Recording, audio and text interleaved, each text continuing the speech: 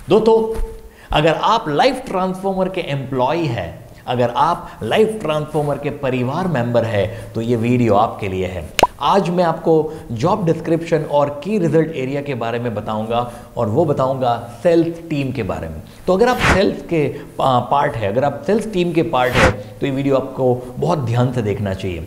दोस्तों, कस्टमर जो होता है वो प्रोडक्ट बाद में खरीदता है, पहले वो सेल्स पर्सन को खरीदता है।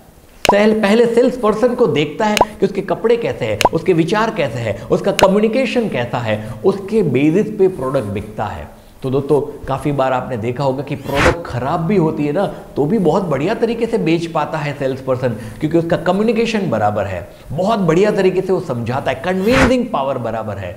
और काफ़ी बार ऐसा भी देखा गया है कि बहुत ही बढ़िया प्रोडक्ट होने के बावजूद भी सेल्स पर्सन नहीं बेच पाता है, क्योंकि वो व्यक्ति में प्रॉब्लम है, उसका कम्युनिकेशन ठीक नहीं है, उसकी पर्सनालिटी ठीक नहीं है। तो मैं आपको बताऊं, सबसे पहले आपकी पर्सनालिटी को ठीक करो। कभी आप पीछे छुपकर मत बैठो। मतलब कुछ लोग पहले प्रोडक्ट दिखाते हैं, फिर कंपनी के बारे में बताते हैं और पीछे छुपे हुए होते हैं। लेकिन कस्टमर बोलते हैं तू आगे आ, पहले मुझे तुझे देखना है, पहले तेरे कपड़ों को देखना है, तेरा कम्युनिकेशन देखना है, तेरे विचार देखने हैं, तेरे शब्द देखने हैं। तो वो बहुत सारी चीज़ें ऑब्जर्व करेगा कस्टमर। तो आपकी पर्सनैलिटी के ऊपर पहले काम कीजिए। जैसे एक बिजनेस ओनर री इन्वेस्ट करता है अपने बिजनेस में, उसी तरह से आपको अपने ऊपर री इन्वेस्ट करना पड़ेगा। भले ही एक शर्ट खरीदो, लेकिन अच्छा खरीदो, ब्रांडेड शर्ट खरीदो, ब्लेजर अच्छा खरीदो। आपके पास अगर ब्लेजर नहीं है तो वेस्ट कोट पहन कर जाओ, मतलब कोटी पहन कर जाओ। कस्टमर के सामने बिना ब्लेजर के कभी नहीं जाने का। दोस्तों, अगर मैं आपको बताऊं कि आपकी पर्सनैलिटी के ऊपर क्या ध्यान में रखना है, आपकी हेयर स्टाइल कैसी है। अगर आप रॉक स्टार बन के जाओगे तो भी कोई आपको 2 लाख 5 लाख का चेक नहीं देगा। अगर आपको बड़ा चेक उठाना है तो आपकी पर्सनैलिटी बहुत ही इंपॉर्टेंट है। अब ये बाल की बात हो गई, मैं शेविंग की बात करना चाहूँगा। आपने हमेशा मुझे देखा होगा कि अगर मैं कस्टमर के सामने हूँ तो एकदम क्लीन शेव करके ही जाऊँगा। तो मेरा ये मानना है कि कस्टमर के सामने जब भी आप जाते हैं तो आप एकदम नीट एंड क्लीन दिखने चाहिए, एकदम चॉकलेटी बॉय दिखने चाहिए। तो अगर आप पेन खरीदते हैं तो एक अच्छा सा पेन खरीदो। अगर आप घड़ी खरीदते हैं तो अच्छी सी घड़ी खरीदो। आप जूते खरीदते हैं तो अच्छे से जूते खरीदो।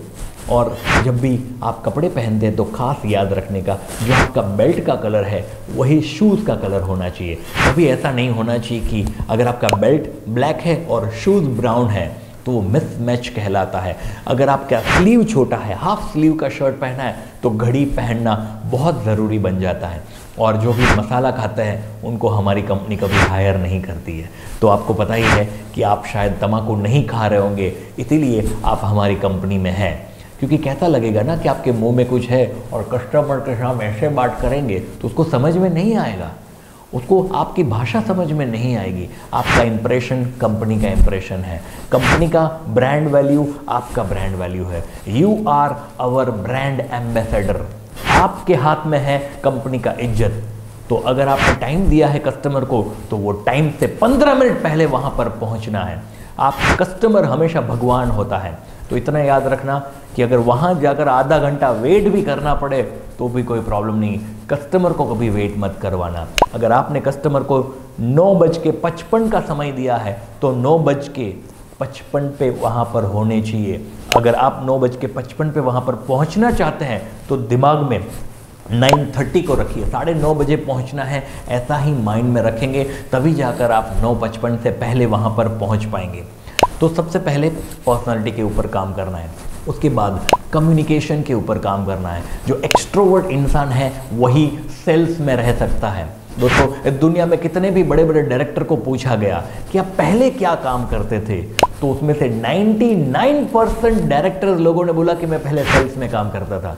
कोई ऐसा अकाउंटेंट नहीं था जो डायरेक्टर बन जाता है, कोई ऐसा एडमिन वाला नहीं जो डायरेक्टर बन जाता है। दुनिया में कितने भी बड़े बड़े जो डायरेक्टर होते हैं, बड़ी बड़ी कंपनी के ओनर होते हैं, बिजनेस ओनर होते हैं, वो सारे पहले कभी ना कभी कहीं ना कहीं सेल्स कर रहे होंगे, इसीलिए उसके अंदर लीडरशिप क्वालिटी होता है। तो एक हमेशा इंसान अच्छा बनना। दोस्तों, 2 प्रकार के एम्प्लॉय होते हैं, एक होता है राइट एम्प्लॉय, एक होता है गुड एम्प्लॉय। काफ़ी बार क्या होता है, गुड एम्प्लॉय बोले तो भगत मानस, भगत मानस, आपने उल्टा चश्मा, तारक मेहता का उल्टा चश्मा देखा होगा। उसमें जेठालाल के दो बहुत बड़े परिवार मेंबर ऐसे देखे होंगे, जिसको बोलते हैं नट्टू काका और बाघा। उसके दो एम्प्लॉय थे, तो वो दो एम्प्लॉय थे ना, वो गुड एम्प्लॉय बोलते हैं। गुड एम्प्लॉय मतलब भगत मानस। वो कभी झूठ नहीं बोलता, वो कभी चोरी नहीं करता, वो कभी कंपनी के बारे में खराब नहीं बोलता। लेकिन वो गुड एम्प्लॉय का प्रॉब्लम ये है, उसको काम बराबर आता नहीं है, वो काम में गलतियाँ करते हैं, उसका कम्युनिकेशन ठीक नहीं होता, उसका लीडरशिप क्वालिटी नहीं होता। मतलब क्या कभी आपने देखा है कि बाघा के नीचे 10 लोगों की टीम रखी जाए और बोला जाए कि आपको उसको मैनेज करना है? शायद वो नहीं कर पाएंगे। अगर मैं आपको बोलूं नट्टू काका, तो उसको भी 10 लोगों की टीम नहीं दी जा सकती। They are good employee, they are not right employee. Good employee बहुत ही अच्छा आदमी होता है। गुड एम्प्लॉय बोलते हैं ना, हमेशा सच बोलता है, वो कभी झूठ नहीं बोलता। गुड एम्प्लॉय ऑनेस्ट होता है, वो टाइम पर आता है, सारे नियमों का पालन करता है, लेकिन वो काम में इतना माहिर नहीं होता है। और दूसरी तरफ होते हैं राइट एम्प्लॉय। अब राइट एम्प्लॉय क्या है? राइट एम्प्लॉय वो है जो काम में माहिर है, मतलब एकदम शातिर है, एकदम शार्प है, बहुत ही बढ़िया तरीके से काम करते हैं वो लोग। मतलब अगर वो सेल्स टीम में हैं तो बहुत बढ़िया सेल्स करके भी देते हैं। That is right employee. लेकिन वो राइट एम्प्लॉय को अगर बोला जाए कि आप टाइम पर आओ, तो कभी कभी वो टाइम पर नहीं आते हैं। क्यों? क्योंकि उसका परफॉर्मेंस अच्छा है, तो उसको लगता है कि मैं लेट भी जाऊंगा तो भी चलेगा, मुझे ओनर थोड़ी निकालेंगे क्योंकि मेरा परफॉर्मेंस अच्छा है। उसको बोले कि आप रिपोर्ट बनाओ, तो वो रिपोर्ट भी नहीं बनाते। सर सॉरी, आज मैं भूल गया, सर ये मुझे रिपोर्ट बनाना अच्छा नहीं लगता, सर ये रिपोर्ट बनाने में मुझे बहुत ही कंटाला आता है, सर ये रिपोर्ट बनाना क्या ज़रूरी है? और काफ़ी बार तो वो लेवल पे पहुंच जाता है राइट एम्प्लॉय, जो ओनर को बोलते हैं सर आपको ये रिपोर्ट चाहिए कि आपको सेल्स चाहिए? अगर आपको सेल्स चाहिए तो मैं रिपोर्ट नहीं बनाऊंगा, और अगर आपको रिपोर्ट चाहिए तो मैं सेल्स नहीं कर पाऊंगा। लेकिन आजकल कंपनियों को दोनों चाहिए, सेल्स भी चाहिए, मतलब बिजनेस भी बढ़ना चाहिए, प्रॉफिट भी बढ़ना चाहिए, और रिपोर्ट भी चाहिए। तो दोस्तों, अगर आप अपनी ज़िंदगी में एक बार राइट एम्प्लॉय बन जाते हैं, परफॉर्मेंस अच्छा देने लगते हैं, तब खास याद रखना कि नियमों का पालन ज़रूर करना। अगर आपकी कोई भी गलती बताई जाए तो कभी मत सोचना कि मेरे को टारगेट किया जा रहा है। एक विक्टिम मेंटालिटी के लोग होते हैं कि सर आप मेरे को ही बताते हैं। अब आपको ये नहीं पता है कि जब आपकी गलती होती है तो आपको बताई जाती है, उसी तरह से किसी और की गलती होती है तो उसको भी बताया गया था, लेकिन वो आपको पता नहीं है क्योंकि शायद वो पर्सनली बताया जाता है सब लोगों को। तो दोस्तों, गुड एम्प्लॉय और राइट एम्प्लॉय के बारे में मैं अगर आपको पूछूं कि अगर आप ओनर होते तो इन दोनों में से किसका प्रमोशन करते, गुड एम्प्लॉय का या राइट एम्प्लॉय का? तो मैं आपको बताऊं, दोनों में से किसी का प्रमोशन नहीं होता, क्योंकि अगर राइट एम्प्लॉय को भी प्रमोशन दे दिया जाए तो उसके नीचे की टीम भी उसी तरह से खराब परफॉर्म करती है, वो भी बराबर परफॉर्म नहीं करती है। तो राइट एम्प्लॉय को भी प्रमोशन नहीं मिलता और गुड एम्प्लॉय को भी प्रमोशन नहीं मिलता। प्रमोशन कॉम्बिनेशन वाले लोगों को दिया जाता है। गुड और राइट दोनों का कॉम्बिनेशन होना चाहिए, दोनों की अच्छी क्वालिटी होना चाहिए। चाहे कितना भी अच्छा परफॉर्मेंस बनने लगे, कितना भी अच्छा परफॉर्मर आप बनने लगे, आपके ज़बान से जब नेगेटिविटी आती है, जब दूसरे कर्मचारी को आप खराब बातें बोलते हैं, कंपनी के बारे में कहीं खराब बातें हो रही है तो उसमें भी जुड़ना मत। कंपनी के बारे में कुछ कंप्लेन कर रहे हैं लोग तो उसमें भी जुड़ना मत। अगर आपके ध्यान में ऐसे कोई आलसी व्यक्ति भी दिखाई दे जिसको सब पता है क्या करना है, कैसे करना है, कहाँ करना है, लेकिन उसको करना ही नहीं है, ऐसे व्यक्ति के शरण में बिल्कुल मत जाना। काफ़ी बार एक नया एम्प्लॉय होता है वही गलती करता है कि एक पुराना गलत एम्प्लॉय जो होता है, जो नॉन परफॉर्मर होता है, या तो एक राइट एम्प्लॉय होता है जो बोलते हैं ना नियमों का पालन नहीं करता, उसके शरण में आ जाते हैं और उसका परफॉर्मेंस भी खराब करते हैं। तो अगर मैं आपको बताऊं कि आपको प्रमोशन चाहिए, अगर आपको आगे बढ़ना है अपनी लाइफ में, अपना करियर बनाना है, तो कभी भी गलत आदमी के शरण में मत आइए। तो अभी मैं जेडी और कियारे की बात करूं तो डेली बेसिस पे अगर आप मिनिमम 50 से 60 कॉल भी करते हैं और वो 50 से 60 कॉल में अगर आप सिर्फ 10 अपॉइंटमेंट जनरेट करते हैं और वो 10 अपॉइंटमेंट से आप मिनिमम 2 लोगों को भी मिलते हैं, तो भी डेली आपकी 2 मीटिंग हो जाती है। और डेली 2 से 4 मीटिंग करना बहुत ही आसान है।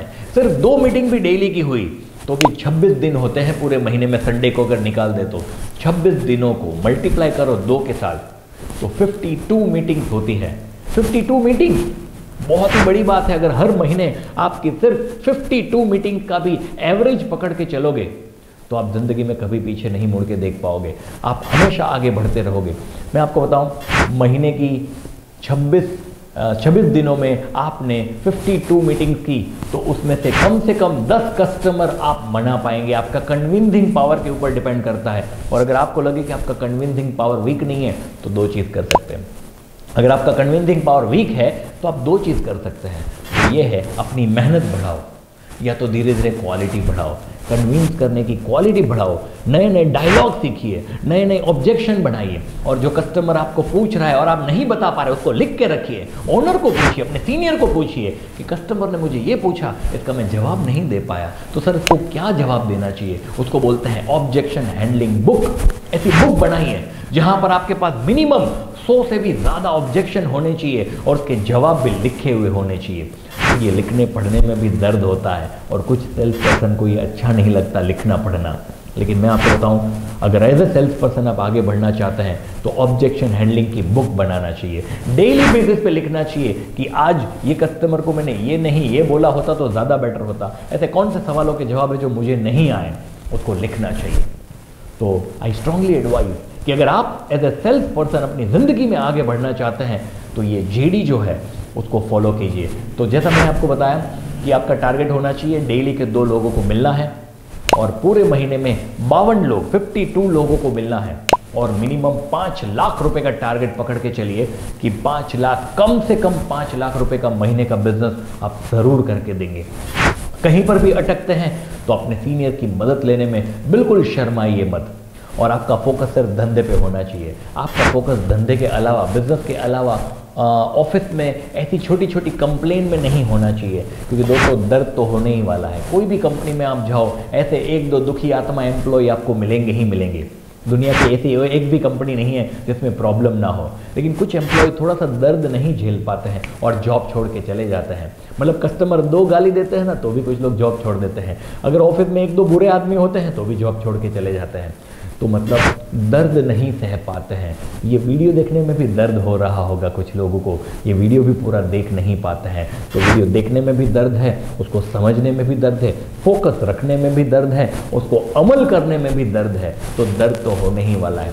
तो ज़िंदगी में आगे बढ़ना है तो दर्द लेना शुरू कीजिए। दोस्तों मैं आपको बताऊं, एक नॉर्मल साधारण सेल्स पर्सन का भी जो रेशियो होता है ना 10:1 होता है। 10 को मिलते हैं तो एक बंदा मान जाता है।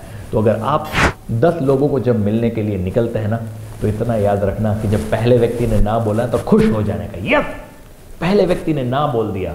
अब दूसरे को मिलूंगा, तीसरे को मिलूंगा, उसने भी ना बोल दिया, बोले यस मैं 10वें आदमी की ओर आगे बढ़ रहा हूं, मैं 11वें आदमी की ओर आगे बढ़ रहा हूं, क्योंकि 10 नहीं मानेंगे तो 11वां तो मानने ही वाला है। ऐसा मान के ही चलो कि 10 में से एक व्यक्ति तो मानने ही वाला है। वो खराब से खराब रेशियो है। तो सिंपल है, 10 लोगों को मिलो, एक को मना लो। तो डेली अगर 10 को मिलने का टारगेट बनाओगे ना, तभी जाके 4 से 5 लोग मानेंगे, क्योंकि पोस्टपोन करते हैं लोग, हाँ बोलने के बाद भी मिलते नहीं हैं लोग। तो इतना याद रखना कि जब आप स्कूल में भी 100 मार्क्स लाने की ट्राई करते हैं ना तो 80 आते हैं, 80 लेने की ट्राई करते हैं तो 60 आते हैं, 60 लेने की ट्राई करते हैं तो 40 आते हैं। और कुछ बोलते हैं ना बस सर मैं पास हो जाऊं, तो पप्पू पास नहीं, पप्पू फेल हो जाता है। अपने सपने को बड़ा रखिए, अपने गोल को बड़ा कीजिए। गाड़ी नहीं है तो गाड़ी खरीदो, घर अपने पैसों से नहीं लिया तो अपने पैसों से घर खरीदो। सपने बड़े रखो, कोई ना कोई लोन चलता हुआ होना चाहिए। आपका होम लोन नहीं है तो होम लोन चालू करवाओ, कार लोन नहीं है तो कार लोन चालू करवाओ, क्योंकि ईएमआई भरोगे तो प्रेशर आएगा तो ज़्यादा मेहनत करोगे। तो अपना ईएमआई एक ना एक कोई ना कोई ईएमआई चालू होना चाहिए, तभी आप प्रेशर में काम कर पाओगे। तो प्रेशर रहने ही वाला है पूरी ज़िंदगी में। अगर कोई प्रॉब्लम नहीं है तो भगवान भी बोलते हैं अबे तू करेगा क्या, तेरी सारी प्रॉब्लम अगर मैंने ले ली तो तू पूरी ज़िंदगी भर करेगा क्या। तेरी ज़िंदगी में कोई प्रॉब्लम ही नहीं है तो पूरी ज़िंदगी बोर हो जाएगी। बिना प्रॉब्लम वाली ज़िंदगी बदनसीबों को मिलती है। नसीब वाले वही होते हैं जिसकी ज़िंदगी में थोड़ी प्रॉब्लम, उतार चढ़ाव आता है, तभी ज़िंदगी अच्छे से बीतती है। तो दोस्तों अगर आप ये वीडियो ध्यान से देख रहे हैं, अगर आप इसको अमल करना चाहते हैं, अगर सेल्स में आगे बढ़ना चाहते हैं, तो मैं आपको एक स्ट्रांगली एडवाइस करना चाहता हूँ कि अपना करियर सेल्स में ही बनाना। Thank you so much. आपका कीमती समय देने के लिए धन्यवाद। मेरा नाम है हार्दिक मजीठिया। मैं business coach and director of life transformer training private limited.